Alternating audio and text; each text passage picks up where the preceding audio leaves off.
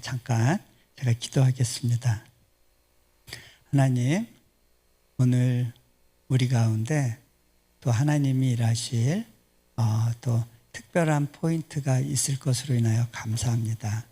주님, 그 만남의 영역 가운데 주님 앞서 행하시고 준비시켜 주셔서 우리 마음이 또 주님 안에서 기뻐하고 즐거워하는 시간 되도록 함께하여 주십시오.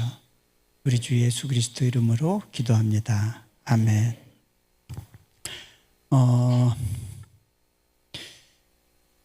이 여호수아서 3장 우리가 2절만 읽었는데요. 17절에 보면 모든 이스라엘은 그 마른 땅으로 건너갔더라라는 구절이 끝에 나옵니다. 제가 올해 참 일이 많았었어요. 저 안식년 마치고 올 초에 이제 인도네시아에 들어가서 1년 동안 있으면서 인도네시아에서도 코로나가 굉장히 막 극심해져서 하루 한 5만 명씩 이렇게 확진자 나오고 또 많은 사람들이 실제로 죽기도 하고 뭐 그런 일들이 있었는데 저희도 그 한복판에서 이제 이렇게 굉장히 강한 충격을 맞는 시기가 있었어요. 저희 공동체의 그 사역자 중에 한 명이 이제 급하게 병원에 입원하는 일이 생겼고요.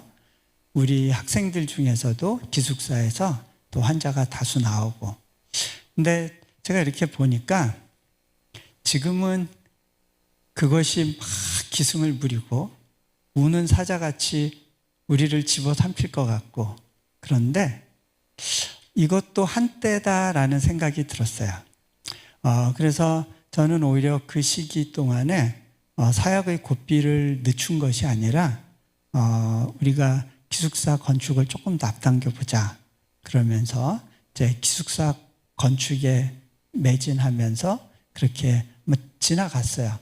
다 받으리라 하고 지나갔는데 제 예상대로 한 2달 지나니까 이제 확 꺾이더라고요.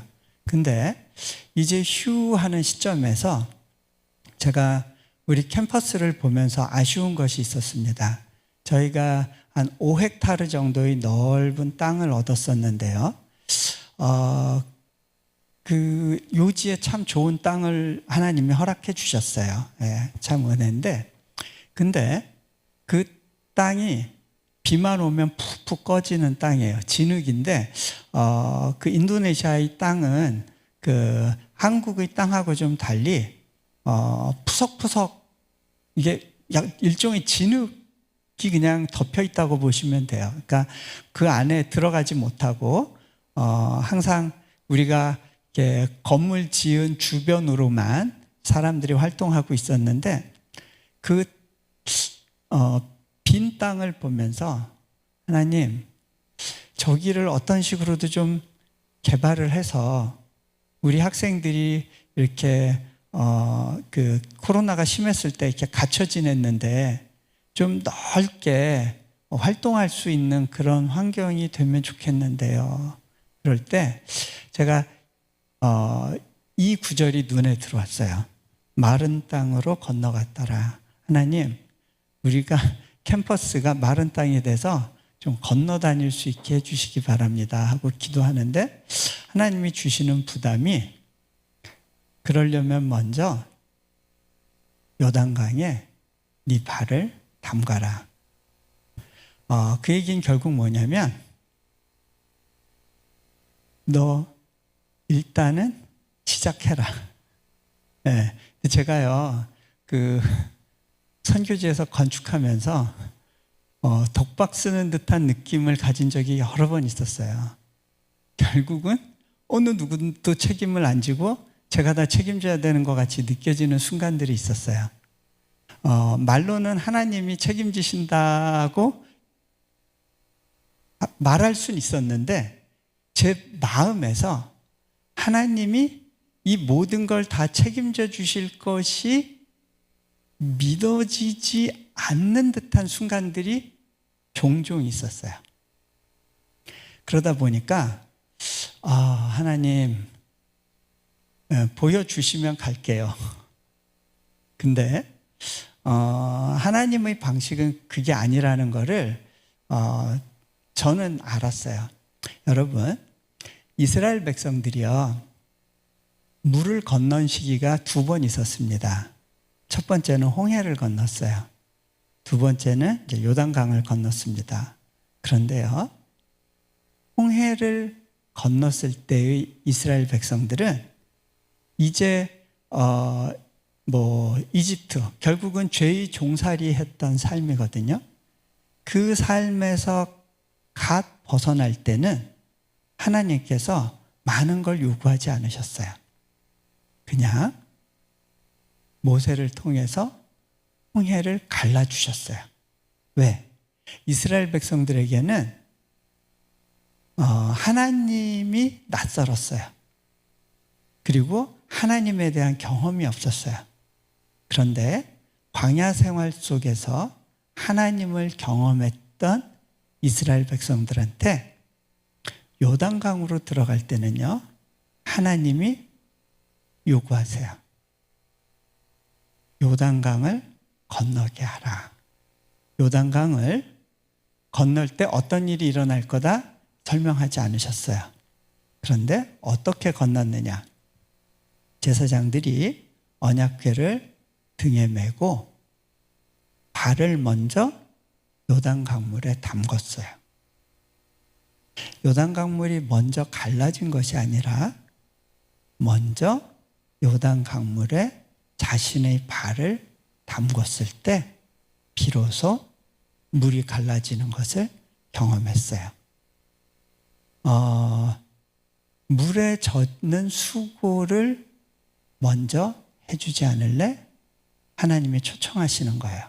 그런데 하나님께서요, 너희가 블레셋 사람들과 싸워서 이겨라 라고 명령하시지도 않았고요, 너희가 그 물을 막으면서 건너가라, 아니면 헤엄쳐서 건너가라 요구하신 것이 아니고요, 그저 믿음으로 그 발을 요단강에 적시기를 기다리셨어요. 그리고 난 다음에 하나님께서 요단 강물을 막으시죠. 그리고 이스라엘 백성들은 마른 땅으로 건너갔다라고 되어 있어요. 그것이 하나님께서 제게 주시는 부담이라 느껴서 제가 이번에 나오기 전에 또 공사 계약서에 사인을 했어요. 이 둘레를 길을 만들고 내부 조경을 해서 학생들이 편안한 환경을 만들 수 있도록 이제 공사를 이제 진행하는 계약을 하고 그리고 왔는데, 그것이 저에게 있어서는 믿음의 표현이었어요. 이게 어떤 분들의 경우에 또 하나님 안에서 하나님과 동행하는 삶을 경험해 보지 못한 분들에게 있어서는 그렇게 사는 거 무모한 방법 아니에요? 그게 되는 거예요? 라고 하는 의문이 있으신 분들도 있을 거예요. 제가 조금 더 하나님과 동행하는 삶 가운데서 믿음으로 모험한다는 것이 무엇인지를 제 인도네시아에서의 사역의 예를 가지고 몇 가지 좀 설명을 드리는 게 좀 이해가 쉬울 것 같네요. 한 가지 예를 들면요, 저희가 대학교를 세우기 위해서는 허가 작업이 필요했는데 인도네시아에서는 이렇게 규제가 참 많아요. 예를 들면 이런 거예요. 학교 허가를 받으려면 학교 건물이 필요해요. 그런데 학교 건물을 짓기 위한 허가를 받으려면 학교 허가가 필요해요. A가 있어야 B가 있는데 B가 있어야 A를 할 수가 있는 거예요. 겉에서 보면요, 정말 이 나라에서는 뭔가 새로운 걸 하는 것이 다 막혀 있는 것 같이 느껴지는 경우들이 있어요. 특히 외국 사람의 눈으로 보면 더 그래요. 그 허가를 받기 위해서 그 동네 무슬림 주민들로부터 학교를 지어도 좋다는 허가를 받아야 되고 뭐 이렇게 받아야 되는 서류들이 수십 가지예요. 이게 어느 세월에 될까? 이게 가능할까? 또 이게 이 나라가 그래도 공무원들이 간혹가다 허가를 위해서 요구하는 것들도 많은데 요구하는 걸 주지 않고도 이게 가능할까? 네, 제 안에 다양한 질문이 있었어요. 그런데 아무리 기도해봐도 저는 인도네시아에서 이 사역을 하는 것이 맞았어요. 그래서 하나님께 맡기고 가봤죠. 그러던 중에 허가가 나왔어요. 허가가 나오고 나서 이제 건축을 본격적으로 해야 되는데 그때 공사비가 한 50억 원 되는 큰 공사였어요. 저에게는 그 재정이 없었어요. 그런데 이 공사 계약 사인하고 나면 건물 짓는데 1년이 걸리니까 1년 안에 그 재정이 필요한 거예요. 하나님께 기도했어요. 하나님, 제가 정말 이 길을 가길 원하십니까? 하나님께서 첫 발을 떼라고 그러셨어요. 그래서 저에게 있어서는 요단강에 첫 그 발을 내딛는 행위가 계약서에 사인을 하는 거였어요. 근데요, 그리고 나서는 정말 물이 엄습해서 저를 덮칠 것 같은 두려움의 순간들이 찾아오기 시작했어요. 제가 생각해 보니까 하루에 1,000만 원 이상씩 필요한 거예요. 제가 어디서 그런 돈이 나오겠어요? 그 당시는요, 한 10여 년 전이라면 또 모르겠어요. 교회들 중에서 그런 대규모 사역에 열정적으로 참여할 수 있는 교회가 있었을지도 모르겠어요. 그런데 요즘은 하나님 아시잖아요. 한국 교회도 이미 모멘텀을 지났어요. 선교에 열심을 낼 수 있는 교회가 별로 없어요.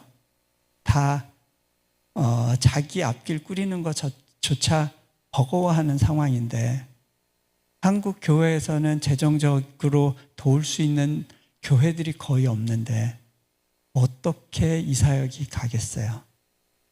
제가 생각했을 때 이거는 불가능해 보였어요. 그런데 어쨌든 기도해도 하나님이 주시는 사인은 keep going, no turning back. 네, 그래서 사인은 했는데 재정이 바로바로 제때 들어오진 않고 제 책상에 그 인보이스, 이제 청구서가 하나씩 쌓이기 시작했어요. 제가 그 청구서를 가지고 우리 사역자들은 저한테만 갖다 주면 임무 끝이에요. 근데 이제 저 혼자 독박 쓰는구나 싶었어요. 이거 어떡하지? 하나님 좀 받아주실래요? 위로 올려봐야 다시 떨어지죠. 분명히 하나님이 책임지신다고 했는데 우리의 실제 삶 속에서는 하나님이 전혀 책임져 주시지 않는 것 같은 그런 상황 속에 나 혼자 내동댕이 쳐 있다라고 느껴지는 그런 경험들을 여러분들이 종종 할지 모르겠어요. 그때는 제가 좀 외로웠던 것 같아요. 항상 누구 도움받을 곳 없나를 찾아다니고요. 그 다음에 그 외로움이 그렇게 느껴지더라고요. 심지어는 교회 안에 있는데 많은 사람들이 저를 아는데 그런데도 외로운 느낌. 제가 믿음이 있다고 그러지만 이 40억의 부담에 대해서는 그때 제가 짓눌렸던 것 같아요. 하나님, 저 이러다 감옥 가는 거 아니에요? 여기서 감옥 가면 어떻게 되겠어요? 하나님, 저 너무 불편하고 부담스러워요. 어느 날 제가 사무실에서 넋두리를 하고 있었는데 하나님께서 제 마음 가운데 그런 마음을 주시더라고요. 예, 너 그 부담 가운데에서라도 좀 웃으면서 가줄 수 없겠니? 여러분, 그 정도 비치고 웃어지겠어요? 근데요, 그때 제 머릿속을 탁 치고 지나가는 생각이 있었어요. 아, 이게 믿음이구나. 이게 믿음이구나. 저는요, 한 10억 정도의 부담이면 어떻게 해서든 접을 용기가 있었을지 모르겠어요. 그런데 40억이라는 재정에 대해서는 실은 그 재정이 잠시 하나님보다 커 보였어요. 그 부담이 하나님보다 더 크게 느껴진 때가 있었어요. 근데요, 여러분, 달란트 비유 아시죠?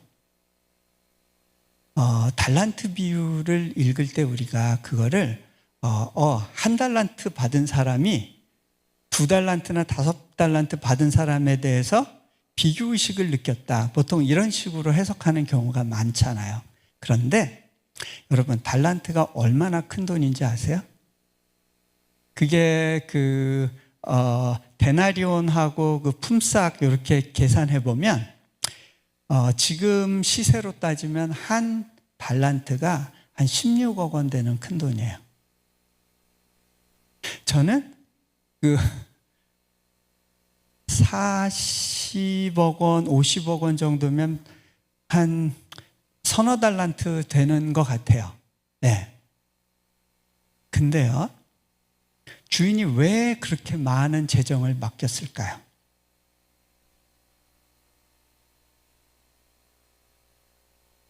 여러분, 그게 바로 하나님께서 우리 인생 가운데 허락하시는 부담이에요. 우리가 받는 구원의 은혜가 그 정도 무게 이상의 귀한 것이에요. 그런데 그 한 달란트 받은 사람이 그것을 땅에 두었던 이유는 이 사람은 그렇게 큰 돈을 가지고 두려웠던 거예요. 장사할 수 있기에는, 자기가 생각하기에는 그 한 달란트가 너무 부담스러웠기 때문에 그 당시에 흔히 하는 방법대로 그냥 땅에 묻어뒀던 거예요.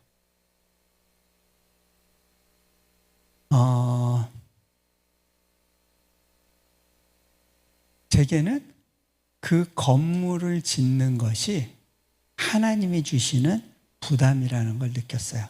그 5달란트하고 2달란트 받은 사람이 충성된 종이라고 불림을 받았던 이유 중에 하나가 이들은 즉시 가서,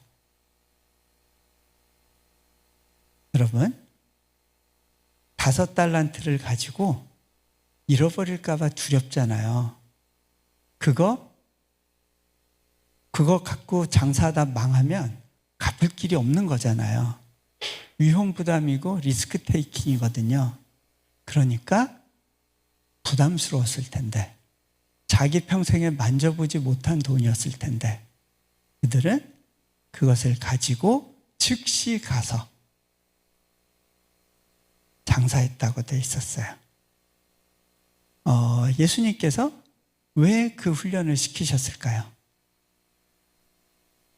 천국에서의 통치 훈련이에요. 여러분, 하나님께서 우리 각자에게 주시는 인생의 부담이 있어요. 근데 그 부담을 주시는 이유가 우리를 하늘나라 통치에 걸맞는 사람으로 훈련시키기 위해서라는 그거를 볼 수 있으면 눈이 달라져요. 제가 깨달았어요. 하나님이 내게 이렇게 부담을 주신 이유가 나를 짓누르고 고생시키시려고 그런 것이 아니었구나. 하나님은 여전히 내가 웃고 기쁘고 즐거워하기를 원하시는구나. 하나님, 그렇죠? 이게 저에게 주어진 믿음의 훈련이죠. 제가 이 달란트를 기쁘게 받아내겠습니다. 그렇게 고백을 했어요. 그리고 나서는요, 제가 돈을 대하는 태도가 바뀌었어요. 그전에는요, 한 푼이라도 아껴야 된다고 생각을 했는데, 어차피 이것은 제가 채울 수 있는 돈이 아니에요. 오히려, 야, 우리 지금부터 때려 먹자. 그러고서요, 우리 사역자들 데리고 같이 식당에 가서 밥도 같이 먹고, 오히려 돈을 적극적으로 쓰면서 한번 살아보기로 했어요. 저는 그것이 그 사단이 주는 그 부담에 대해서 대응하는 믿음의 방식이라고 생각했어요. 그렇게 살아봤는데 그렇게 사라지더라고요. 집에 돌아오면 애들하고 더 많이 놀아주고, 학교일 잊어버리고, 아내랑 주기적으로 데이트하려고 애써보고, 어떻게든 시간을 내서 재미있게 지내보려고 애쓰기 시작했어요. 그런데 저는 원래 이렇게 공부만 하던 사람이거든요. 이게 뭐가 딱 맞아 떨어지지 않으면 불편한 사람이에요. 미래가 예측되지 않으면 되게 이렇게 부담스럽고 버거워요. 그런데 선교지에서 전혀 다른 방식으로 살아가는 훈련을 하나님이 시키시는 거예요. 그렇게 살아가는 것, 나 너랑 같이 사역하는 거 불편해. 난 너를 좀 더 확장시키고 싶어.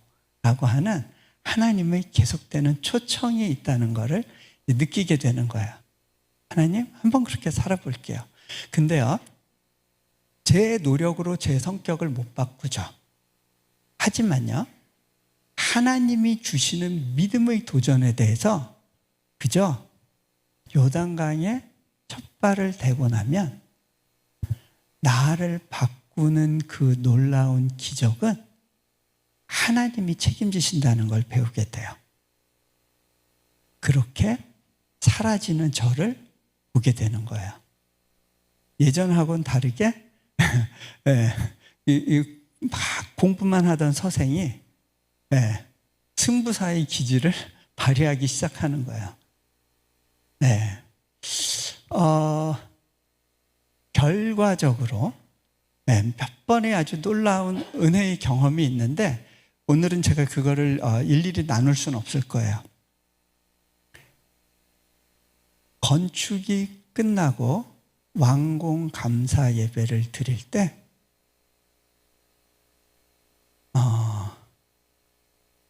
일원 한 장 빚지지 않고 하나님께서 그 재정을 다 채우셨다는 걸 깨닫게 됐어요. 근데 놀라운 사실은요, 제가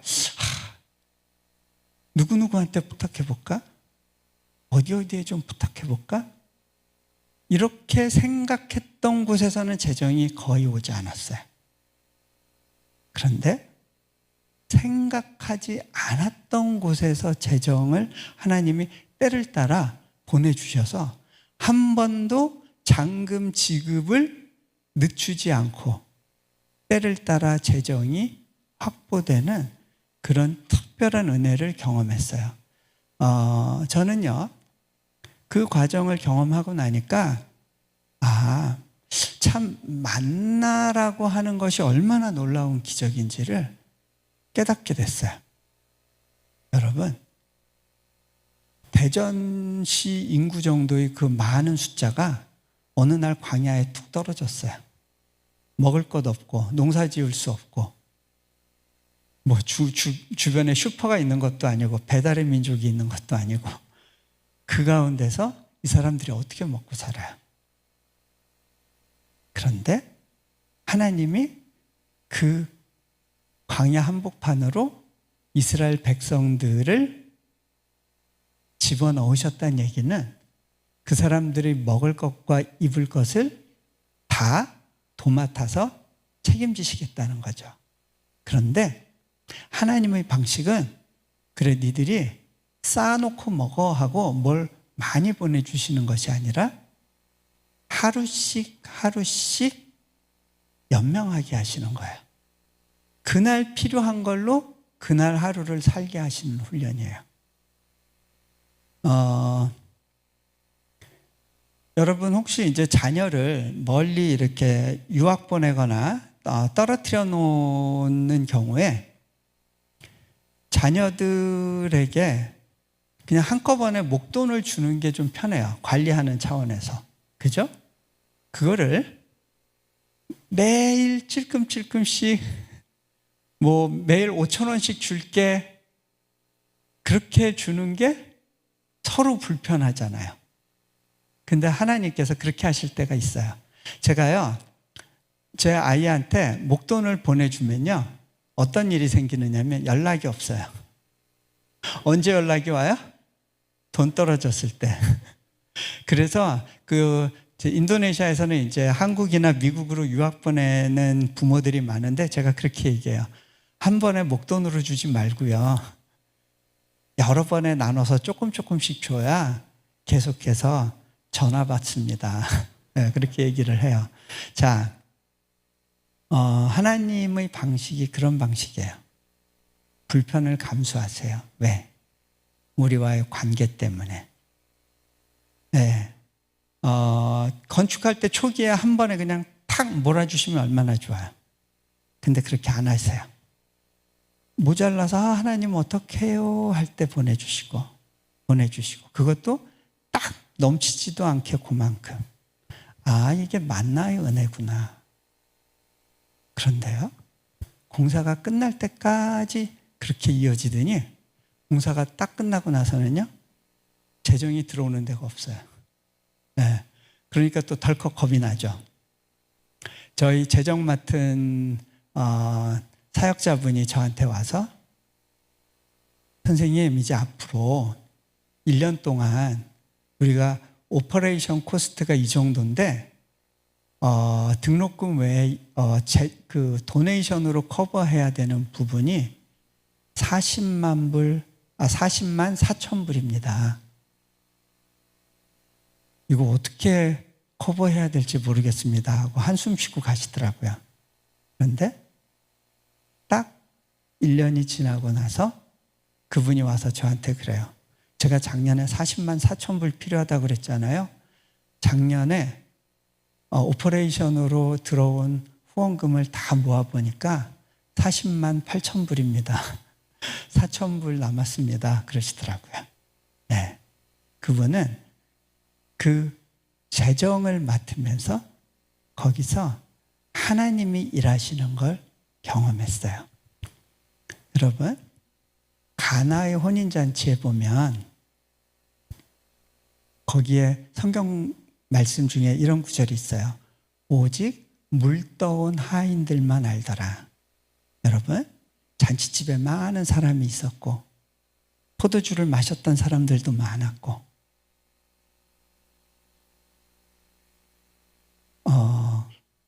그 많은 사람들이 예수님과 함께 있었지만 실제로 그 기적을 보고 깨달을 수 있었던 사람은 물 떠오는 일에 순종했던 하인들만이었어요. 저는 인도네시아에서 그렇게 물 떠온 하인들만 아는 기적을 경험했어요. 근데 거기서도 포인트가 뭐예요? 그냥 예수님이 시키시는 대로 하는 거였어요. 그렇죠? 요단강에 발을 담그는 거예요.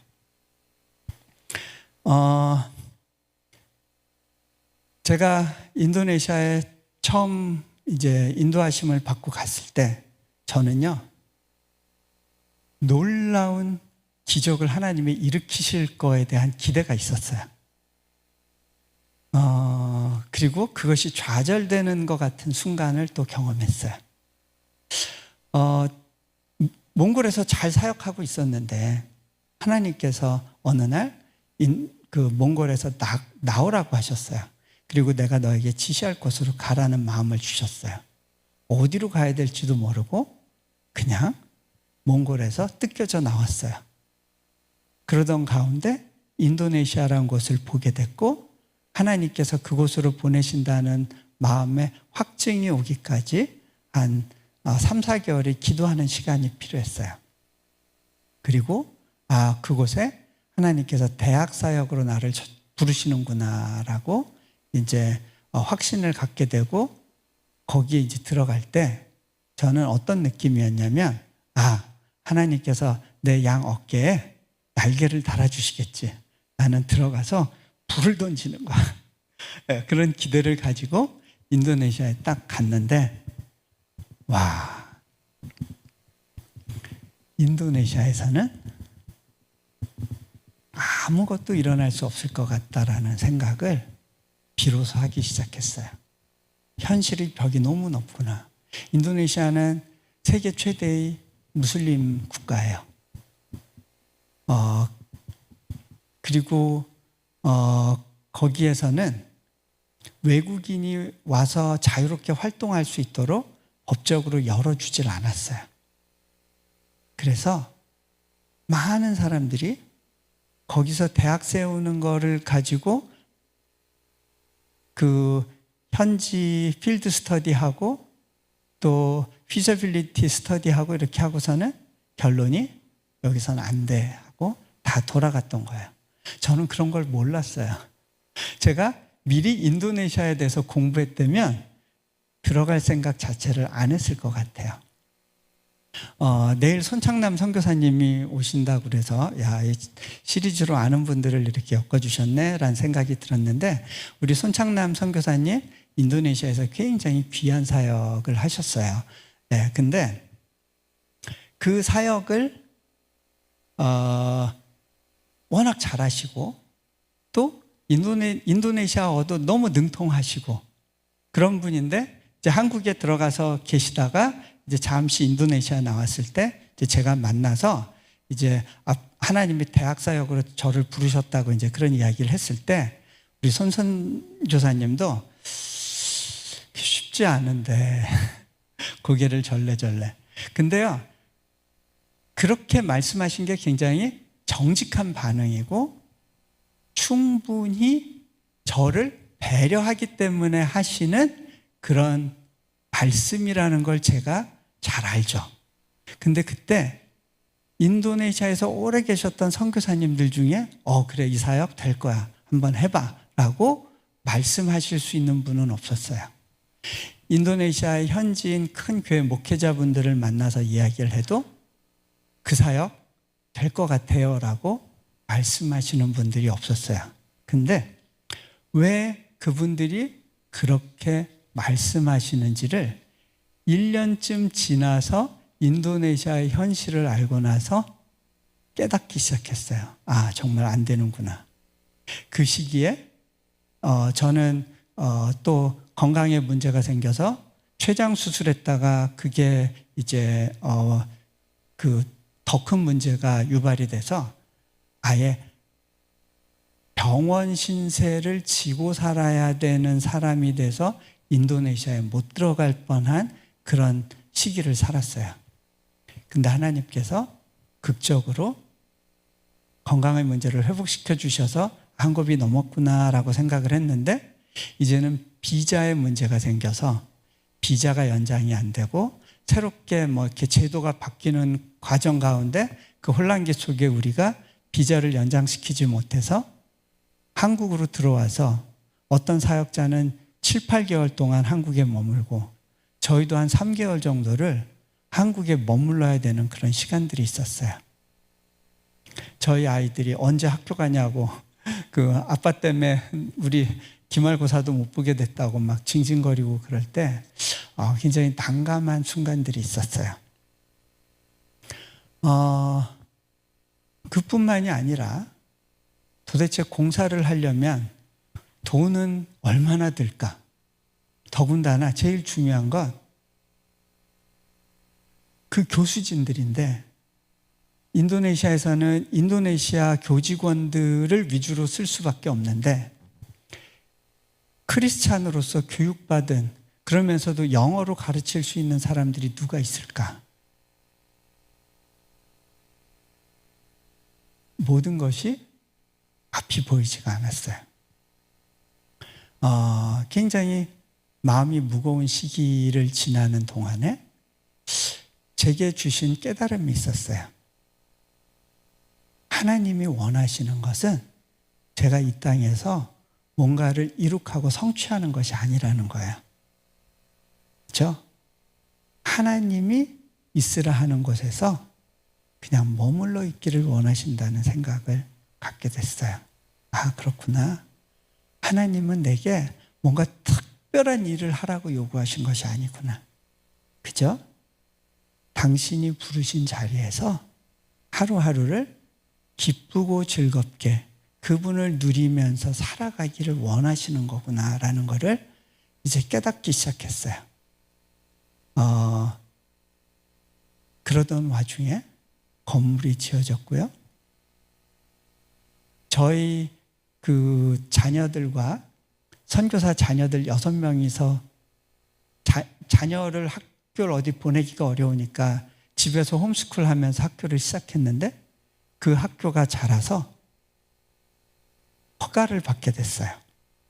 그것도 인도네시아 국회에서 새로운 법안을 만들었어요.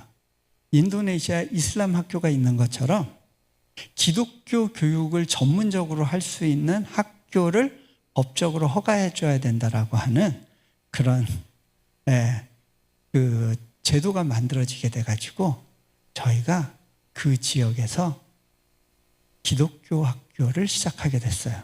그런데 정부에서 성경 과목을 너무 많이 요구하는 거예요. 그래서 저희가 어떻게 이렇게 많은 성경 과목을 가르치냐고 좀 줄여달라고 선교사들이 오히려 종교성에 제발 좀 우리가 성경 과목 적게 가르칠 수 있게 허가해달라고 할 정도로 거기서 요구하는 게 많아요. 왜 그러냐? 이슬람 학교는 이 정도로 이슬람에 대해서 가르치는데 기독교 학교도 그 형평성상 그 정도로 요구해야 되지 않느냐 이런 거예요. 네. 그런가 하면요. 저희는 어렵게 대학을 세웠는데 그 교육부 국장이 저에게 이런 말을 했어요. 저희 학교를 방문해서 보면서 우리가 당신들에게 특별히 기대하는 것이 많습니다. 그러면서 뭐라 그러냐면 지난 7년간 인도네시아 정부에서 신규 대학으로 허가해 준 유일한 케이스입니다. 그렇게 얘기를 하더라고요. 네. 그런가 하면 그리고 나서 올해 4년 만에 종합대학으로 발돋움하게 돼요. 인도네시아 역사에서 단과대학으로 시작해서 4년 만에 종합대학이 되는 케이스가 유례가 없었어요. 보통은 20년, 30년 걸려도 어렵다라고 이야기를 하죠. 그런데 이 일들이 일어나게 됐어요. 근데요, 이것은 제가 한 일이 아니에요. 저는 알아요. 제가 가진 에너지와 능력에 500%를 쏟아붓고 우리 사역자들이 가진 모든 에너지를 다 쏟아붓는다고 해서 이 일이 이루어지지 않는다는 걸 알아요. 이거는 사람이 할 수 있는 일도 아니고 한 나라의 정부가 할 수 있는 일도 아니고요. 큰 기업이나 돈 많은 재벌이 할 수 있는 일도 아니에요. 제가 무슨 수로 그 많은 크리스찬 교수진들을 우리 학교에 불러 모을 수 있겠어요? 근데 그 손창남 선교사님 같은 선배가 그곳에서 좋은 크리스찬 인재들을 키우셨어요. 그 중에 3명이 우리 학교에 와서 일하고 있어요. 그렇게 귀한 섬김의 손길들이 뿌린 씨앗을 우리가 거두는 건데요. 우리가 무슨 수로 그 타이밍을 맞추겠어요? 저는 무슨 생각이 드냐면요.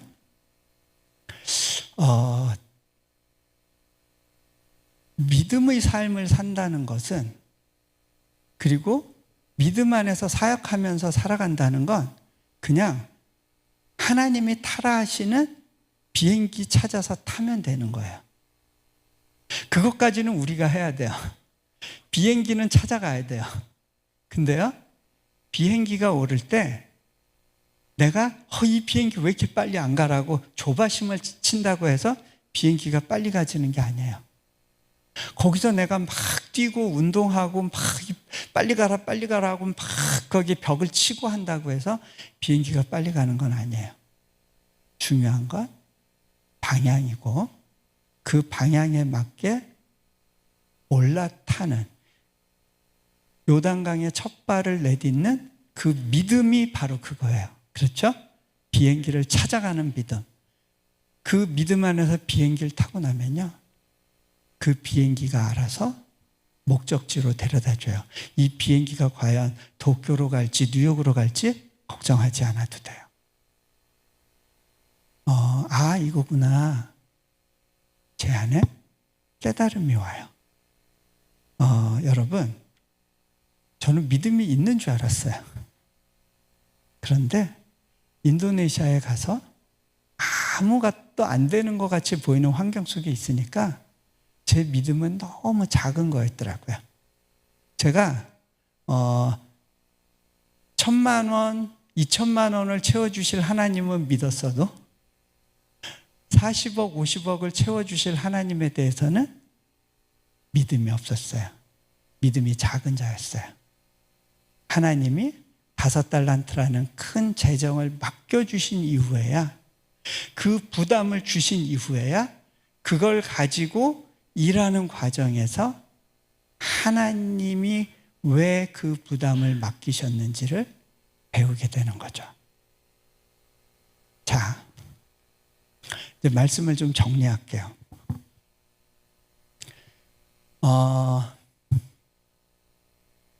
제가 이번에 이제 한국에 나오기로 결정하게 된 배경에는 이제 저희 아버지의 좀 병환이 있었어요. 실은 우리 여기 교회하고 이렇게 서신이 오고 가는 시기에 오미크론이 문제가 터지면서 한국에 격리가 생겼어요. 인도네시아에서도 격리가 생겼어요. 한국에서 열흘, 인도네시아에서 열흘. 그러면 갔다 오는 기간도 줄어야 되지만 1달 반이라고 하는 시간을 그냥 사용해버려야 되는데, 그렇게까지 하면서 한국을 갈 이유가 있을까? 한국 가는 걸 좀 보류해야겠다. 그런 마음이 있었어요. 그런데 그 시기에 아버지께서 이제 너무 빈혈이 심하고 그래서 병원을 가셨는데, 이제 그 위암 때문에 생긴 궤양이라는 걸 알게 됐어요. 위암에 걸리셨다는 사실을 알고, 이제 저희 아버지가 이렇게 믿음이 견고하신 분은 아니에요. 어떻게 보면 늘 말씀하시는 게, 어머니 때문에 신앙을 갖게 되신 분이다 보니까 나는 당신 치마꼬리 잡고서 천국 갈래, 뭐 그러니까 굉장히 수동적으로 신앙생활을 하셨고, 예배 때문에 계속 이렇게 조시는 그런 삶을 사셨던, 참 보면서 안타까운데 어떻게 잔소리한다고 해결되지도 않고 어떻게 방법이 없이 하나님의 마음의 문을 열어주셔야 되는데 라는 생각을 하고 있다가, 이번에 이제 암이 발견이 됐는데, 이제 연로하시니까 항암도 어렵고 수술도 어려울 것 같은 그런 상황에서 아버지 마음이 무너지시겠다, 굉장히 두려우시겠다, 내가 가서 같이 있어드려야겠다. 여러분, 그 마음으로 이제 한국 들어가길 결정하고 보니까 격리가 너무 축복인 거예요. 한국에 가게 되면요, 막 이렇게 사람들이 안 놔두고요, 또 마지못해서 가야 되는 많은 일정들이 생기게 되는데, 격리라고 하는 합법적인 테두리 안에서 저와 아버지가 단둘이 있을 수 있는 시간이 확보가 된 거예요. 돌아보니까 이것은 굉장히 축복이더라고요. 저녁마다 예배를 드리면서 아버지가 바뀌신다는 느낌을 받았어요. 예전에는 말씀을 나눠도 말씀이 깊이 있게 들어가는 느낌이 안 들었는데 이제 말씀이 들어가는 거예요. 제가 아버지에게 그렇게 얘기했어요. 아버지가 지금 암에 걸리신 건 하나님께서 벌 주시려고 그런 것도 아니고 뭐 훈련시키시려고 그런 것도 아니고 아버지의 남은 삶을 축복으로 채워주시려고 주신 특별한 기회인 것 같아요. 그런데 저희 아버지가 그거를 받으셨어요. 아무래도 믿음의 확신이 약하신 분이다 보니까 저녁마다 그거에 대해서 이제 말씀 나누고 또는 유튜브로 설교도 보고 그러면서 아버지에게 이렇게 권면을 하고 있었는데 이제 그냥 믿는다고 고백하는 것만으로도 그거 가지고 천국 가는 게 아니라 예수님과 동행의 삶을 살아야 된다라고 하는 그 도전 앞에서 그리고 예수님이 먼저가 되는 삶을 살아야 된다는 도전 앞에서 아버지가 그러시는 거예요. 난 잘 모르겠다. 그런데 지금은 내가 할 수 있는 게 아무것도 없어. 예수님 의지하는 거 외에는. 아버지가 찬양을 부르시는데요. 그 찬양이 예수님 외에는 의지할 것이 없다는 그런 찬양을 하시기 시작했어요. 저는 그것이 정말 놀라운 기적이고 변화라는 사실을 깨달았어요. 아, 그렇구나. 천정은 자매가 여기 다녀갔다면서요. 천정은 자매가 그렇게 얘기하죠. 암은 선물이라고. 아버지에게야말로 이 암은 정말 선물이구나.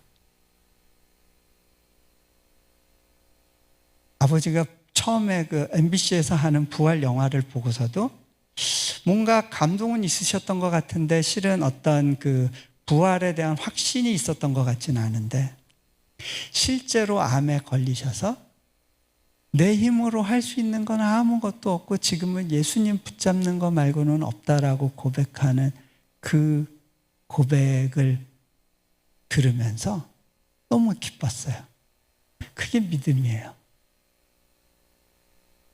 제가 선교지에서 고백하는 것도 마찬가지예요. 제가 비행기를 뜨게 할 수 없어요. 제가 요동강물을 멈추게 할 수 없어요. 그건 제 영역이 아니에요. 제가 할 수 있는 일은 비행기 안에서 그냥 그 여행을 즐기는 거예요.